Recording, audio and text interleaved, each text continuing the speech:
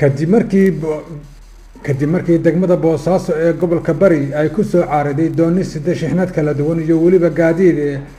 oo dekada Boosaaso inay ku xirato loo diiday ayaa bulshada ku nool degmada Boosaaso ee gobolka Bari waxay soo xilqaameen sidii hantidaasi ay u badbaadin lahaayeen waxayna u sameeyeen markaasi dekad macmila oo doonta xoolaha lagaga soo rogay subaxnimadii saaka ahayd oo ay ku guuleysteen bulshada qaybaheeda kala duwan ee dekadaasi macmilka ka sameeyay magaalada Boosaaso. haddaba farintan halkan waxaan ugu dhaafayaa inta ku abtirsata degmada Laasqoray ee magaalo xeebada gobolka Sanaag inay sidaas oo kale ay sameystaan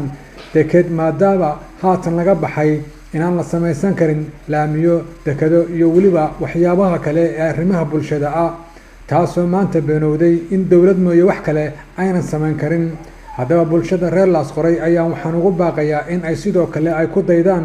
bulshada Boosaaso oo isugu tagaan sidii looga hirgelin lahaa xeebta Laasqoray dekad tan oo kale ah oo iska kaashan lahaayeen bulshada dalka gudihiisa joogta iyo waliba jaaliyadaha dalka dabadiisa ku kala sugan.